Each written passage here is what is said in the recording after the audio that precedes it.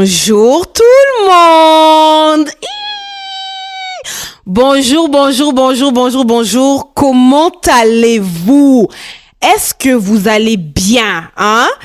Comment a été votre semaine? Dites-moi un peu. Est-ce que vous avez eu des bonnes nouvelles ou bien, hein? En tout cas, bienvenue à Spill the Tea with Lily, saison 1, épisode 9. Wow. Nous sommes rendus, les amis, à l'épisode 9, c'est-à-dire l'avant-dernier épisode de cette saison 1. C'est un truc de dingue. J'en reviens pas que je m'apprête à enregistrer l'épisode 9. Le temps passe tellement vite. Ce temps-là, il passe où même? En tout cas, merci à tous, comme toujours, pour vos feedbacks. Franchement, cette semaine, j'ai eu des témoignages qui m'ont choqué, mais dans le bon sens du terme, quoi. Donc, j'ai vraiment été agréablement surprise, franchement, par vos témoignages. Je suis vraiment contente de voir qu'il y a des vies qui sont changées, qu'il y a des vies qui sont transformées, franchement. Je vous le dis tout le temps, je vais jamais cesser de me répéter, mais quand j'entends les témoignages que vous m'envoyez, les voices, les messages textes, c'est vraiment là que je me rends compte de ce que je fais au fait. C'est vraiment là que je comprends et que je me rends compte de l'appel du Seigneur sur ma vie. Je le savais déjà, mais de voir le feedback, de voir des vies transformées, de voir des vies inspirées, franchement, ça me fait chaud de ouf, ok? Non, j'ai des témoignages qui me viennent en tête, franchement, cette semaine, ça m'a vraiment, ça m'a fait quelque chose, quoi, de recevoir vos témoignages. Il y a des gens qui m'ont dit, Linda, tu m'inspires. Wow, ton courage m'inspire. Le courage que tu as de dire les vraies affaires sur ce podcast m'inspire. Et franchement, entre vous et moi, je vais vous donner un petit secret. Tata Lily n'est pas née courageuse. Bien au contraire, je suis née peureuse. Je vous dirais que ce courage-là qui vous inspire est le résultat de nombreuses années d'épreuves. Quand je vous ai dit à plusieurs reprises dans ce podcast que les épreuves, vous devez apprendre à les aimer parce qu'ils produisent en vous des fruits qui sont très importants pour la mission que le Seigneur vous a demandé de faire. OK? Je suis pas née sans crainte. Je suis née très peureuse même comme personne et je suis devenue, comme on dit en anglais, fearless. Je suis devenue sans crainte avec les années d'épreuves. Une des choses que les épreuves produisent dans votre vie, c'est que les épreuves vous délivrent de la peur de l'autre, la peur du lendemain, la peur du que dira-t-on, la peur des critiques, la peur de ci, de ça, ok? Ça, c'est quelque chose d'extrêmement positif que les épreuves produisent dans votre vie parce que l'être humain est peureux à la base. C'est juste que ça varie d'une personne à l'autre, pardon. Mais de manière générale, l'être humain naît avec la peur, vous voyez. Et à différents degrés, probablement, certains sont plus peureux que d'autres. Mais je vous dirais que si je n'avais pas vécu les nombreuses années d'épreuves que j'ai vécues, je n'aurais pas le courage que j'ai aujourd'hui.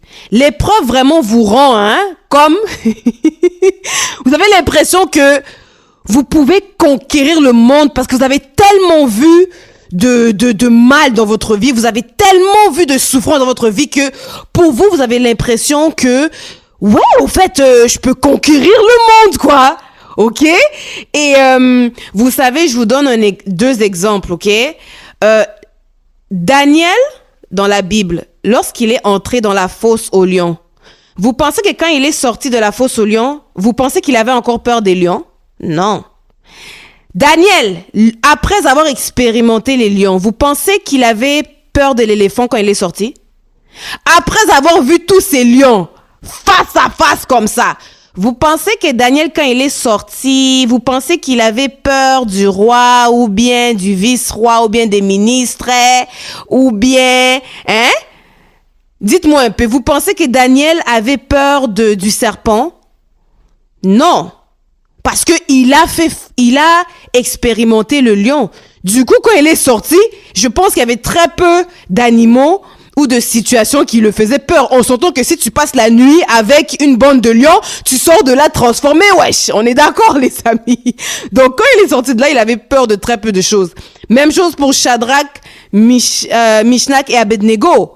Quand ils sont entrés dans le feu, vous pensez que lorsqu'ils sont sortis de la fournaise ardente, vous pensez qu'ils avaient encore peur du feu? Non. Vous pensez qu'ils avaient peur d'une inondation, de l'eau après ça? Non. Vous voyez? Vous pensez que quand ils sont sortis de la fournaise ardente, qu'ils ont expérimenté le feu, vous pensez que lorsqu'ils sont sortis, de ce feu-là, vous pensez qu'ils avaient encore peur du vent? Non. Vous voyez? Et c'est la beauté des épreuves. Donc, moi, mes épreuves, après tant d'années d'épreuves, ont fait en sorte qu'il y a très peu de choses qui me font peur. Vous voyez? C'est pas que je suis née comme ça, c'est que par la grâce de Dieu, Dieu m'a mis dans sa terre. Vous souvenez de ma terre du début? Dieu m'a mis dans sa terre, là où il fait très chaud. Là où ça brûle. Mes amis, la terre dans laquelle Dieu m'a mis, cette terre-là, là où on fait le thé, ce n'est pas le spa finlandais. Ce n'est pas le spa Bota Bota. Ce n'est pas un sauna. Ce n'est pas un spa là où on entre pour se détendre. La terre, là, c'est la fournaise ardente. Là-bas, il fait chaud. Là-bas, les épreuves vous brûlent. La terre, là, c'est les lions. Là-bas, les lions vous regardent vis-à-vis comme ça. OK? Donc, quand vous traversez les épreuves, vous en sortez avec un courage que vous n'aviez pas avant. Vous voyez? Donc, quand certains d'entre vous me disent, Linda, franchement, ton courage m'inspire, ta façon d'être m'inspire, ta façon de faire le ministère m'inspire, moi, je vous réponds, aimez vos épreuves. Les amis, peu importe les épreuves que vous traversez, aimez-les parce que vous êtes en phase de préparation pour la mission que le Seigneur a prévu pour vous, pour le plan de Dieu dans votre vie, pour la destinée dans votre vie. C'est pour ça que les gens qui me connaissent, vous savez que quand vous m'appelez avec des problèmes, je vous écoute avec énormément de compassion, je vous console et peut-être 2-3 jours après, je vous rappelle que, mon ami, reste dans l'épreuve, accepte l'épreuve, traverse cela parce que quand tu vas sortir de cette épreuve, tu vas sortir avec puissance. Vous voyez? Et moi, ça, c'est le coaching que je donne tout le temps. Ceux et celles qui me connaissez, vous le savez. Quand quelqu'un vit un moment difficile et qu'il m'appelle, je vais prendre le temps de l'écouter, je vais prendre le temps de l'encourager, je vais prendre le temps de faire preuve d'empathie et de compassion parce que je suis capable de me mettre à leur place parce que je sais c'est quoi souffrir, vous voyez? Mais une fois que la personne a déversé son sac, s'est défoulé, 2-3 jours après, généralement, je lui reviens, ou même parfois dans la même conversation, après la compassion, après l'empathie, je rappelle à cette personne que, souviens-toi que il y a un objectif derrière tes épreuves, peu importe la source d'où provient cette épreuve. OK? Peu importe la source d'où provient cette épreuve-là, le Seigneur va l'utiliser pour ton bien, car la Bible nous dit que Dieu transforme le mal en bien. On est ensemble. OK. Donc, encore une fois, bonjour tout le monde. Merci pour le feedback. Hey! Quelle longue introduction, hein? Je vous ai même prêché. Bref, donc, le titre de l'épisode d'aujourd'hui s'intitule La liberté, s'il vous plaît. La liberté, s'il vous plaît. Tata Linda dit, hein? Elle veut la liberté, s'il vous plaît. C'est ça le titre de l'épisode 9 d'aujourd'hui. Pourquoi ce titre? Tout d'abord, moi, je suis une personne qui analyse beaucoup. Mais je vous dis là, mon cerveau fonctionne 24 heures sur 24, 7 jours sur 7. Je suis une personne, autant je suis très artistique, autant je suis très analytique, d'accord? Et donc voilà, je suis une personne qui analyse beaucoup et autant je parle beaucoup, autant j'analyse beaucoup, ok?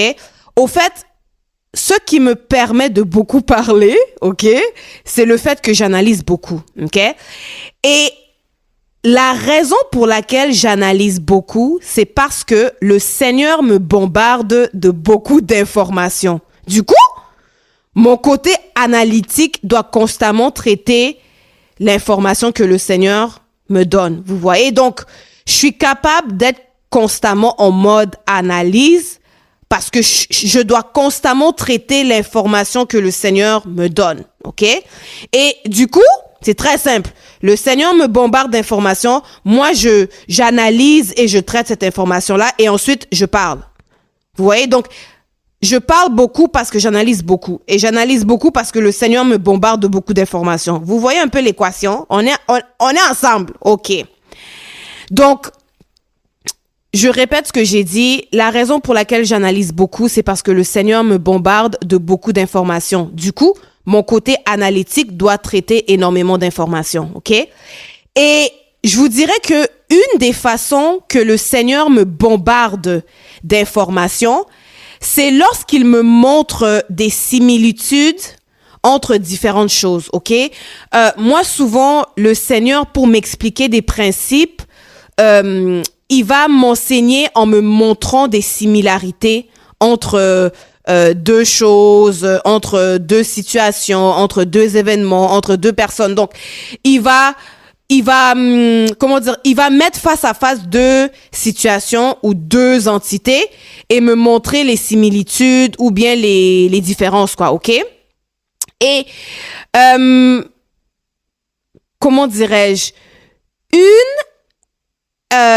Des situations, si je peux dire ça comme ça, dans laquelle le Seigneur me bombarde d'informations, c'est lorsqu'il me montre les similitudes qui existent entre le monde et l'Église. Je vais prendre le temps de répéter ça, OK? Vous savez, quand je répète, c'est par souci pédagogique. C'est pas parce que vous ne m'entendez pas, OK? Je sais que vous m'entendez, mais l'être humain a besoin de répétition pour comprendre ce qu'on lui dit. D'accord? Une des façons que le Seigneur me bombarde d'informations, c'est lorsqu'il me montre des similitudes entre le monde et l'Église. OK?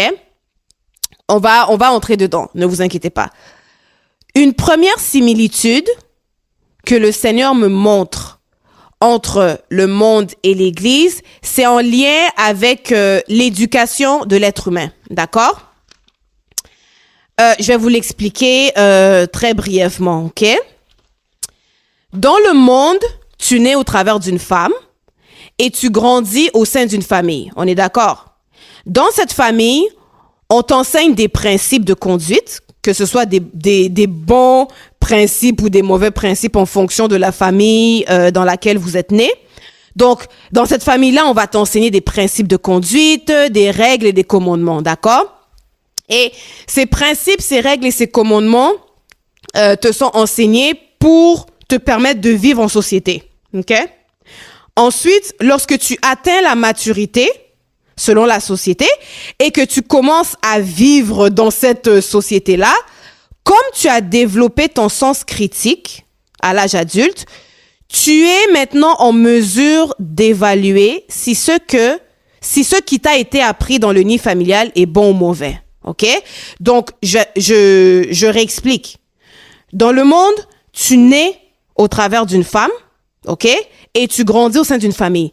Dans cette famille-là, on va t'apprendre des principes, des règles et des préceptes qui peuvent être bons ou mauvais en fonction de la famille dans laquelle tu as grandi. Et on t'enseigne ces choses-là afin que tu puisses vivre en société. Ensuite, quand tu atteins la maturité, quand tu deviens un adulte et que tu commences à vivre dans cette société-là, étant donné que tu as développé ton sens critique, tu es maintenant en mesure d'évaluer si ce qui t'a été enseigné dans le nid familial est bon ou mauvais pour toi. OK? Et c'est là maintenant que tu es en mesure, arrivé à l'âge de la maturité, c'est là que tu es en mesure de décider pour toi-même ce que tu veux garder parmi tout ce qui t'a été enseigné et ce que tu veux appliquer au fait. OK? Mais c'est quand tu arrives à l'âge adulte que non seulement maintenant tu vas décider à l'aide de ton sens critique ce que tu veux garder comme principe, mais tu vas aussi pouvoir décider ce que tu veux te débarrasser comme principe qu'on t'a enseigné à la maison, OK? Jusqu'à là, on est d'accord, OK? Donc, si je synthétise, OK? Tu grandis dans une famille, on t'éduque selon une certaine façon de faire, OK? Avec des règles et des principes, etc. Quand tu arrives à la maturité, tu as un sens critique pour te permettre d'évaluer ce que tu veux garder et rejeter parmi tout ce qui t'a été enseigné à la maison. OK? Jusque-là, on est d'accord. Ben, ce que je viens de vous expliquer par rapport au développement de l'être humain dans le monde s'applique aussi au niveau de l'Église. Et je vais vous l'expliquer, d'accord? Donc, au niveau de l'Église, le développement humain, si vous voulez, c'est relativement la même chose. Et je m'explique. Tu nais de nouveau au travers de Jésus-Christ et tu grandis au sein d'une église bâtiment. OK? Dans cette église, on t'enseigne, des principes de conduite, bonnes ou mauvaises en fonction de l'église où tu as été. On t'enseigne des préceptes et des commandements à suivre afin de vivre une vie chrétienne accomplie et épanouie. OK? Ensuite, lorsque tu atteins la maturité spirituelle et que tu entres dans une nouvelle dimension de ta marche chrétienne, ben, étant donné qu'arrivé à la maturité spirituelle, tu as développé ton sens critique spirituel, ben, tu deviens en mesure d'évaluer si ce que tu as appris dans le nid familial de l'Église est excellent ou pas. OK? Et là maintenant, arrivé à la maturité spirituelle, tu es en mesure de décider ce que tu souhaites garder et appliquer à l'aide du Saint-Esprit et ce que tu veux rejeter comme doctrine. OK? Donc, vous voyez cette première similitude en termes de développement de l'être humain. Je vous ai montré d'un côté le développement de l'être humain dans le monde et je vous ai montré de l'autre côté le développement de l'être humain dans l'Église. OK? Dans le monde, tu nais d'une femme, tu es éduqué dans une famille et quand tu deviens mûr, OK, tu as le sens critique pour choisir ce que tu gardes comme principe enseigné versus ce que tu rejettes. Dans l'Église, tu nais de nouveau au travers de Jésus-Christ, tu grandis dans une église bâtiment, OK? On t'enseigne des principes et des préceptes, d'accord? Et lorsque tu atteins la maturité spirituelle, tu as le sens critique spirituel et le Saint-Esprit pour te dire, bon, maintenant, ici je garde pas. Jusqu'à là, on est d'accord, OK? D'accord. Donc, voilà pour la première similitude que le Seigneur m'a montré entre le monde et l'Église. J'espère que c'est clair. J'ai essayé de répéter de différentes manières pour m'assurer que je suis très claire, d'accord? Maintenant, une deuxième similitude que j'ai remarquée entre le monde, que le Seigneur, au fait, m'a fait remarquer, si vous voulez, entre le monde et l'Église, est que dans le monde, tu es endoctriné par le péché, OK? Et je vais vous lire la définition d'endoctriner, OK? Voici la définition d'endoctriner. Faire partager à quelqu'un ses opinions, lui faire adopter telle doctrine, telle attitude, en lui imposant des règles de pensée, de conduite. OK? Donc, je répète, une deuxième similitude que j'ai remarquée entre le monde et l'Église est que dans le monde, tu es endoctriné par le péché. Donc, tu es esclave du péché. Donc, le monde a sa manière de réfléchir et va te l'imposer, va te l'enseigner. Et du coup, tu deviens esclave des péchés, si je peux dire, ok? Donc, des façons de faire du monde, décider ça, ok? Donc, quand je parle ici, tu es esclave du péché, je parle pas ici nécessairement de la nature pécheresse, mais je parle de tout ce que le monde t'endoctrine. OK? Donc, les principes du monde, les façons de faire du monde, etc. OK? Donc, quand tu es dans le monde, tu es endoctriné par les péchés du monde. OK? Donc, tu es esclave de ce péché-là. OK? Et ensuite, quand tu nais de nouveau, pour te libérer de cet état d'esclavage à l'égard des péchés du monde, l'Église va chercher à te rendre esclave de la loi, c'est-à-dire des principes, des préceptes, etc. Quand je parle d'Église, je parle au sens général. Je suis pas en train de pointer du doigt une Église en particulier, je parle de l'Église au sens général. Donc, ce qui arrive, c'est que tu évolues dans le monde et tu deviens esclave des péchés du monde, entre autres parce que tu as la nature du péché, donc le péché attire le péché, d'accord? Donc la Bible est très claire là-dessus. En raison du péché d'Adam et Ève, pour faire une longue histoire courte, tout être humain, depuis Adam et Ève, naît avec la racine du péché, d'accord? Donc du coup, quand tu grandis par la suite et que tu te développes dans un monde qui endoctrine en te bombardant de péché, le péché attire le péché. OK? Jusque-là, on est d'accord. Et du coup, tu deviens esclave des façons de faire du monde. D'accord? Et une similitude que j'ai remarquée à cet égard-là par rapport à l'Église, c'est que quand maintenant tu nais de nouveau, pour te libérer de cet état d'esclavage que tu avais quand tu étais dans le monde, généralement, l'Église va chercher à te rendre esclave de la loi. C'est-à-dire, l'Église, de manière générale, va te bombarder de principes, de préceptes, de lois. Fais ci, fais pas ça, ça c'est bien, ça c'est pas bien, fais comme ça, da. OK? Donc, si je synthétise, pour l'Église, de manière générale, OK? Je parle de manière générale. Donc, pour l'Église, de manière générale, la solution face à un état d'esclavage, c'est un autre état d'esclavage. OK? Je répète. Dans le monde, tu es esclave des péchés et des façons de faire du monde. OK? Comme maintenant tu nais de nouveau pour l'Église, de manière générale, la manière de te délivrer de cet état d'esclavage mondain, c'est de te rendre esclave d'autre chose, c'est-à-dire de la loi, des principes, des faits ci, fais pas ça, fais comme ça, fais tes cheveux comme ça, mais pas les mini-jupes, faut pas percer les oreilles, machin. Vous allez à l'église, non? Vous savez de quoi j'y parle, ok?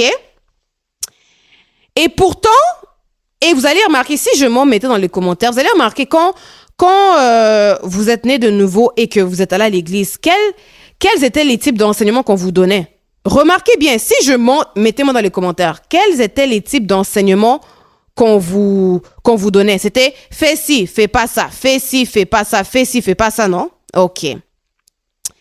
Donc, la solution qu'on amène face à l'esclavage à l'égard du monde, c'est on vous met sous l'esclavage de la loi, OK? Alors qu'en réalité, la solution face à l'esclavage, face au péché, c'est l'intimité avec Christ, OK? On ne délivre pas un esclave en le mettant sous une autre forme d'esclavage, OK?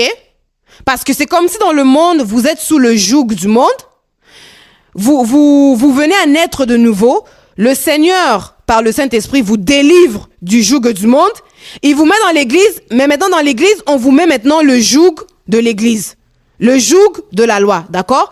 Parce qu'on on pense naïvement que, c'est par la loi qu'on va vous délivrer du péché. Alors qu'en réalité, la solution face au joug du monde, c'est l'intimité avec Christ. OK? On est d'accord? OK? Et vous savez, même cet état d'esclavage sous la loi, l'apôtre Paul le mentionne, lorsqu'il dit que tant que le chrétien est enfant, je dis qu'il ne diffère en rien d'un esclave. Parce qu'il est mis sous des docteurs de la loi qui vont lui enseigner des préceptes sur préceptes jusqu'à ce que vienne le Fils. OK? Donc, l'apôtre Paul parle de cet état d'esclavage et il dit que, au fait, c'est l'état d'enfant spirituel. OK? Mais il précise aussi que cet état d'esclavage de l'enfant spirituel est temporaire, OK? C'est pour un temps, OK? C'est pour un temps et comme je l'ai dit tout à l'heure, c'est pour un temps jusqu'à ce que l'intimité avec le Fils de Dieu embarque, OK? Donc, en temps normal, la solution pour libérer quelqu'un de l'esclavage du monde, c'est l'intimité avec Christ. Mais malheureusement, entre les deux, il y a l'esclavage à l'égard des doctrines et de la loi au fait. OK? Jusque-là, on est d'accord. OK. Donc, si je répète différemment, la vraie solution pour rendre quelqu'un libre de l'esclavage du monde, c'est de lui prêcher l'intimité avec Christ. Est-ce que jusque-là, on est d'accord? Je regarde ici, est-ce que j'ai tout dit ce que j'avais à dire par rapport à ça? OK.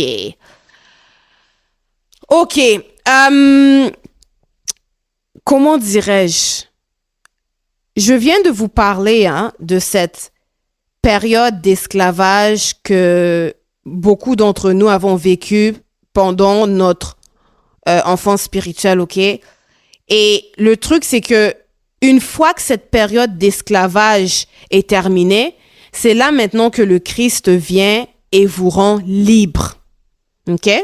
C'est là qu'il vous rend libre. D'accord? C'est ça la vraie liberté. La liberté, c'est Christ qui nous la donne. D'accord? Il nous libère de l'esclavage du monde et ensuite, malheureusement pour lui, il doit encore venir nous libérer de l'esclavage des règles et des doctrines de l'Église bâtiment. D'accord? Mais ce qui arrive, c'est qu'une fois qu'il vous a rendu libre au travers d'une intimité avec lui, vous devez maintenant demeurer dans cette liberté. OK? Et on va le voir dans Galates 5, versets 1 à 4. OK? Je prends ici Galates 5, versets 1 à 4 et je vais vous le lire, d'accord? C'est donc Galates 5. Galates 5, je vais commencer au verset 1 et je vais terminer au verset 4. Donc, verset 1. C'est pour la liberté que Christ nous a affranchis. Demeurez donc fermes et ne vous laissez pas mettre de nouveau sous le joug de la servitude. Voici, moi, Paul, je vous dis que si vous vous faites circoncire, Christ ne vous servira de rien.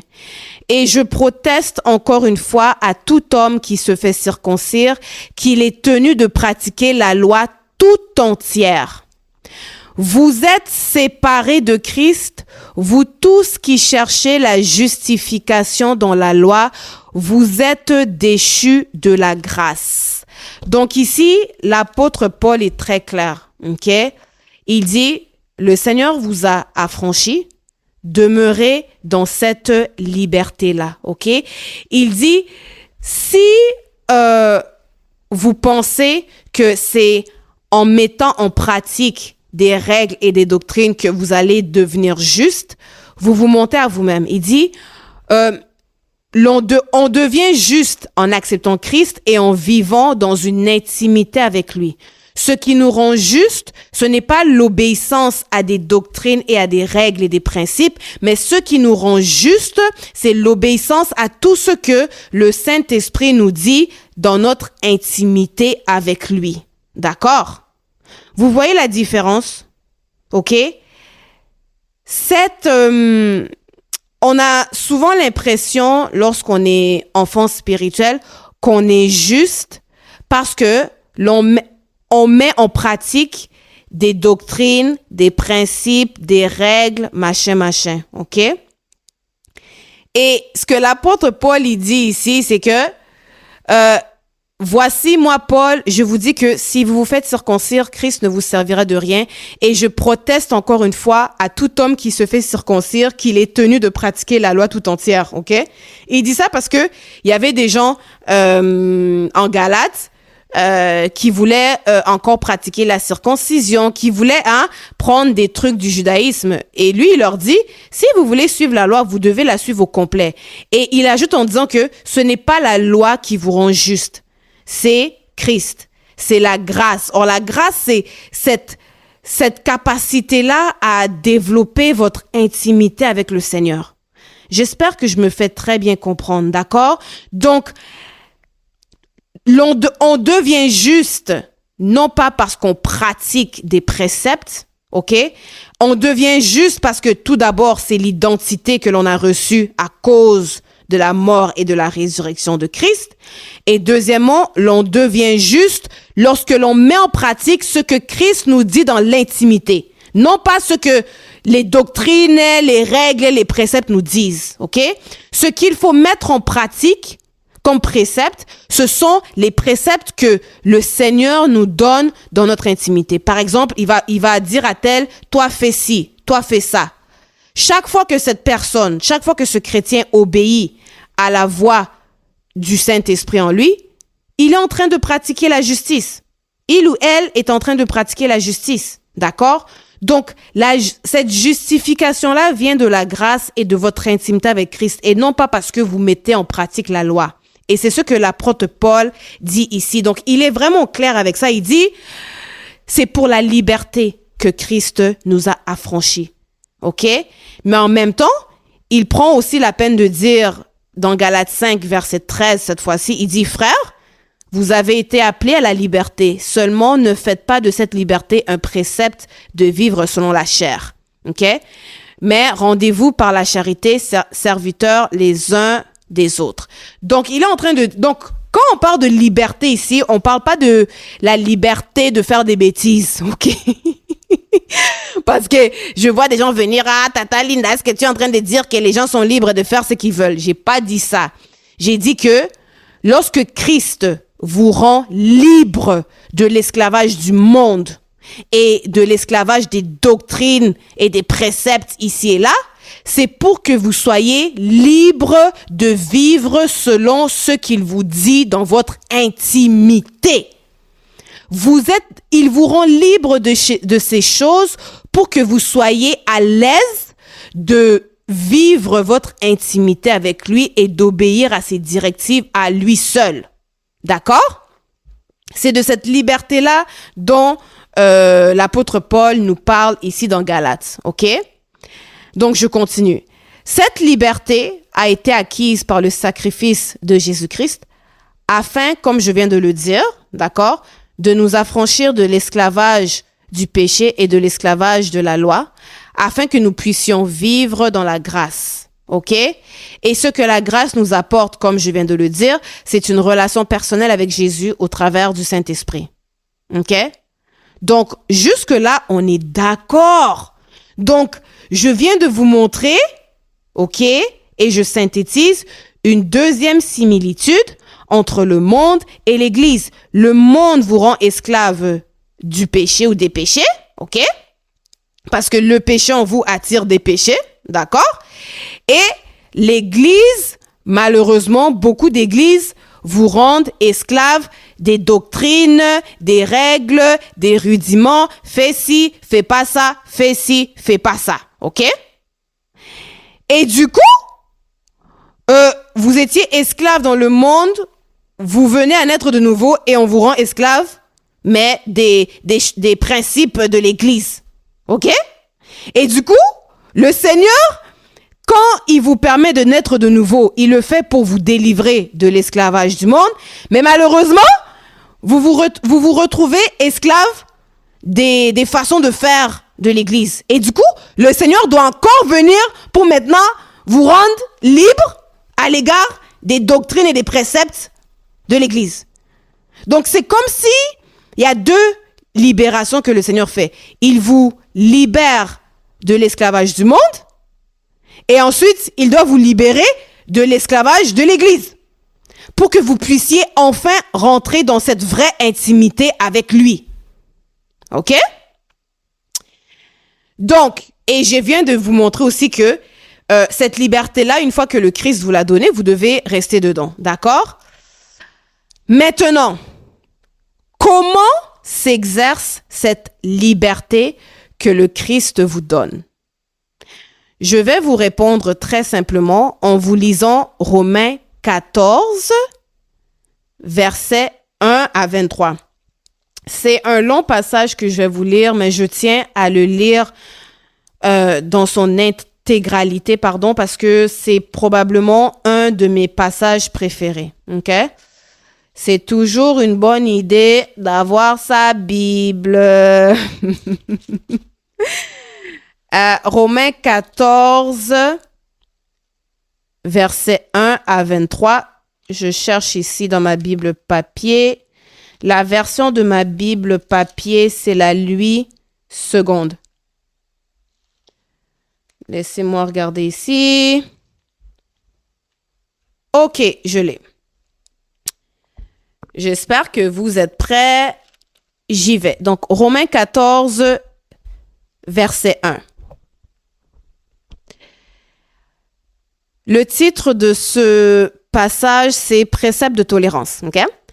Faites accueil à celui qui est faible dans la foi et ne discutez pas sur les opinions. Tel croit pouvoir manger de tout, tel autre qui est faible ne mange que des légumes. Que celui qui mange ne méprise point celui qui ne mange pas, et que celui qui ne mange pas ne juge point celui qui mange, car Dieu l'a accueilli. Vous voyez ici la liberté? Il dit, celui qui est fort dans la foi croit pouvoir manger de tout. OK? Tandis que celui qui est faible dans la foi, lui, il ne mange que des légumes. Il dit, voici votre liberté. Donc, si vous êtes fort dans la foi, vous pouvez manger de tout. Si vous êtes faible, vous pouvez manger que des légumes. Voilà comment la liberté du Seigneur s'exerce. Je continue au verset 4. Qui es-tu, toi qui juges un serviteur d'autrui? S'il se tient debout ou s'il tombe, cela regarde son maître. Mais il se tiendra debout car le Seigneur a le pouvoir de l'affermir. Tel fait une distinction entre les jours, tel autre les estime tous égaux. Que chacun ait en son esprit une pleine conviction. Vous voyez la liberté à laquelle le Christ nous a appelés? Il a dit que chacun ait en son esprit une pleine conviction. Celui qui distingue entre les jours agit ainsi pour le Seigneur. Celui qui mange, c'est pour le Seigneur qu'il mange, car il rend grâce à Dieu. Celui qui ne mange pas, c'est pour le Seigneur qu'il ne mange pas, et il rend grâce à Dieu. Ensuite, verset 7. En effet, nul de nous ne vit pour lui-même, et nul ne meurt pour lui-même. Car si nous vivons pour le Seigneur, et si nous mourrons pour le Seigneur. Soit donc que nous vivions, soit donc que nous mourions, nous sommes au Seigneur. Car Christ est mort et il a vécu, afin de dominer sur les morts et sur les vivants. Mais toi, pourquoi juges-tu ton frère? Ou toi, pourquoi méprises-tu ton frère? Puisque nous comparaîtrons tous devant le tribunal de Dieu. Verset 11. Car il est écrit, je suis vivant, dit le Seigneur, tout genou fléchira devant moi et toute langue donnera gloire à Dieu. Verset 12. Ainsi, chacun de nous rendra compte à Dieu pour lui-même. Verset 13. Ne nous jugeons donc plus les uns les autres, mais pensez plutôt à ne rien faire qui soit pour votre frère une pierre d'achoppement ou une occasion de chute. Je sais et je suis persuadé par le Seigneur Jésus que rien n'est impur en soi et qu'une chose n'est impure que pour celui qui la croit impure. Est-ce que c'est Tata Linda qui a écrit ça ou bien? Je continue verset 15. Mais si, pour un aliment, ton frère est attristé, tu ne marches plus selon l'amour, ne cause pas par ton aliment la perte de celui pour lequel Christ est mort. Que votre privilège ne soit pas un sujet de calomnie. OK? Ce qui veut dire ici, c'est que vous ne pouvez pas non plus faire tout ce que vous voulez là et puis, hey, il faut faire preuve aussi de sagesse pour ne pas non plus parfois offusquer vos frères, d'accord? Verset 17. Car le royaume de Dieu, ce n'est pas le manger et le boire, mais la justice, la paix et la joie par le Saint-Esprit. Celui qui sert Christ de cette manière est agréable à Dieu et approuvé des hommes. Ainsi donc, recherchons ceux qui contribuent à la paix et à l'édification mutuelle. Pour un aliment, ne détruis pas l'œuvre de Dieu. À la vérité, toutes choses sont pures, mais il est mal à l'homme quand il mange de devenir une pierre d'achoppement. Verset 21. Il est bien de ne pas manger de viande, de ne pas boire de vin et de s'abstenir de ce qui peut être pour ton frère une occasion de chute, de scandale ou de faiblesse. Cette foi que tu as, garde-la pour toi devant Dieu. Heureux celui qui ne se condamne pas lui-même dans ceux qui l'approuvent. Mais celui qui a des doutes au sujet de ce qu'il mange est condamné parce qu'il n'agit pas par conviction. Tout ce qui n'est pas le produit d'une conviction est péché. OK? Donc, je viens de vous lire un chapitre au complet qui vous illustre de quoi l'on parle lorsque l'on dit que vous pouvez marcher dans la liberté de Christ. OK? Je l'ai dit, marcher dans la liberté ne veut pas dire que vous faites des péchés à droite et à gauche. Marcher dans la liberté, c'est marcher selon les convictions que le Saint-Esprit met dans votre cœur. Il y a des convictions que Dieu va vous mettre dans votre cœur qu'il ne me mettrait pas dans mon cœur. D'accord? C'est pour ça qu'il dit que chacun ait en son cœur une pleine conviction. Tes convictions ne sont pas nécessairement les miennes et vice-versa. Et il dit, ne vous chicanez pas sur les convictions. Ne vous chicanez pas sur les opinions. Mais dans l'église, on aime se débattre sur les convictions là. On perd du temps précieux à débattre sur les convictions. Alors que ici, l'apôtre nous dit au verset 22, cette foi que tu as, garde-la pour toi devant Dieu. Donc, ne cherche même pas à débattre. Quand tu vois la conviction de quelqu'un, ne cherche pas à le débattre. Quand tu exprimes ta conviction, n'essaye même pas de te justifier. Il a dit, cette foi que tu as, cette conviction que tu as, garde-la pour toi devant Dieu. Vous voyez? Donc, vous voyez ici que l'apôtre Paul nous parle, oui, de liberté par rapport à suivre nos convictions, mais il nous parle aussi de sagesse. Vous voyez, par exemple, si vous êtes convaincu de faire quelque chose, mais que vous savez que pour votre frère en Christ ou votre sœur en Christ, c'est une faiblesse, ben, ne le faites pas devant lui, au fait. OK?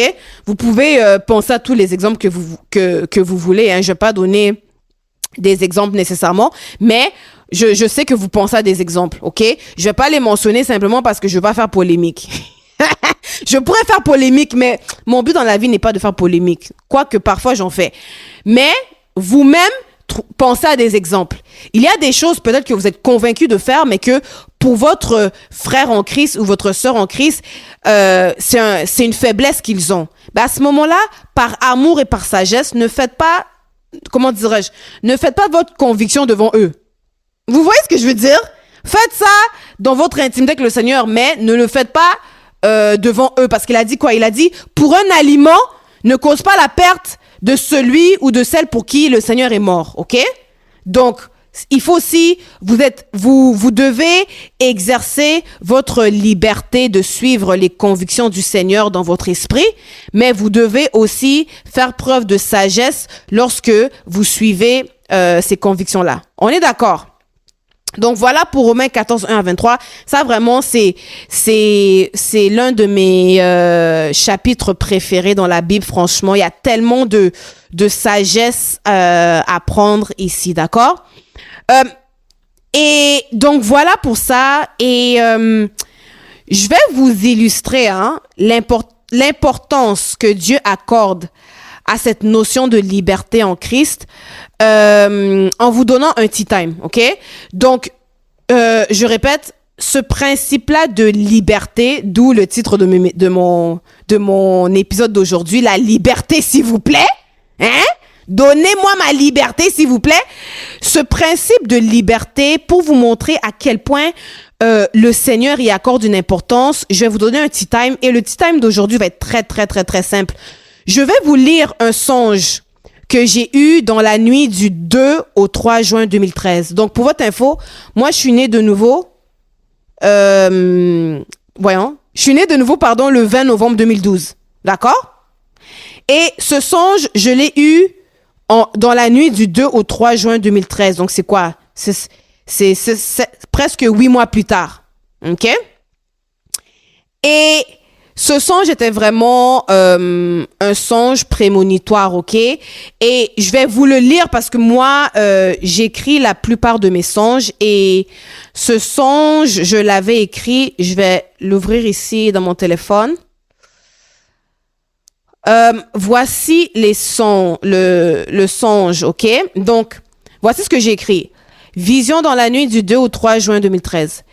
J'ai rêvé que moi et plein de gens que je ne connaissais pas, on était dans une cour d'école, OK? Ça, c'est dans le songe. On était beaucoup de gens et on était comme dans une cour d'école et on était plusieurs et on était tous alignés en rangée. OK? Vous vous souvenez qu'on était au primaire ou même au secondaire, on nous alignait en rangée, OK? Et on était tous alignés en rangée l'un derrière l'autre et on avait chacun dans nos mains un gros cœur de bœuf. Et dans le cœur de bœuf se trouvait comme un interrupteur, comme un micro, OK? Donc, imaginez-vous une grande cour d'école et t'as beaucoup d'êtres humains qui sont alignés en rangée, OK? Les uns derrière les autres. Et chaque être humain tient dans ses mains, un cœur de bœuf. OK? Et dans ce cœur de bœuf, il y avait comme un interrupteur ou un micro. C'est ce que j'ai écrit. Et je continue ici en écrivant, j'ai dit, on était dans une expérience et les chercheurs nous ont demandé de fouiller dans le cœur de bœuf et de sortir ce qui se trouvait dedans et de le manger. Quand maintenant, moi, j'ai fouillé dans ce cœur de bœuf et que j'ai sorti un objet qui était un micro, je ne voulais pas le manger parce que je me disais que je ne peux pas manger un appareil en métal parce que je serais même pas capable de digérer cet appareil en métal qui était, dans ce cas-ci, un micro. OK? Je continue en écrivant que toutes les personnes autour de moi mangeaient les micros qu'ils avaient trouvés dans leur cœur de bœuf. Mais moi, je ne voulais pas manger le mien et j'ai refusé, même si les chercheurs me mettaient de la pression. OK? Donc, pour synthétiser le songe, OK? Dans le rêve que j'ai vu, nous étions beaucoup de gens dans une cour d'école alignés en rangée. Et on avait chacun un cœur de bœuf dans les mains. Et on était comme dans une expérience. Et tu avais des chercheurs qui nous surveillaient, qui étaient devant nous. Et les chercheurs nous ont dit de fouiller dans ce cœur de bœuf et de sortir le micro qui s'y trouvait et d'avaler le micro que l'on a sorti du cœur de bœuf. OK? Et moi, maintenant, quand j'ai sorti le micro et que j'ai vu que c'était un micro en métal, j'ai dit, ben moi, je peux pas avaler ce micro-là parce que je serai pas en mesure de le digérer au fait. Ça va me faire mal. Ça sera pas bon pour moi, OK? Et j'ai refusé de manger le micro. Mais les gens autour de moi, tout le monde mangeait. Au fait, j'étais la seule dans cette foule qui avait refusé de manger le micro, d'accord? Tous les autres avaient mangé le micro sauf moi, OK? Et je m'obstinais avec les chercheurs parce que dans le songe, les chercheurs me mettaient de la pression pour avaler le micro et moi, je m'entêtais avec eux, je voulais pas, d'accord? Et quand je me suis réveillée,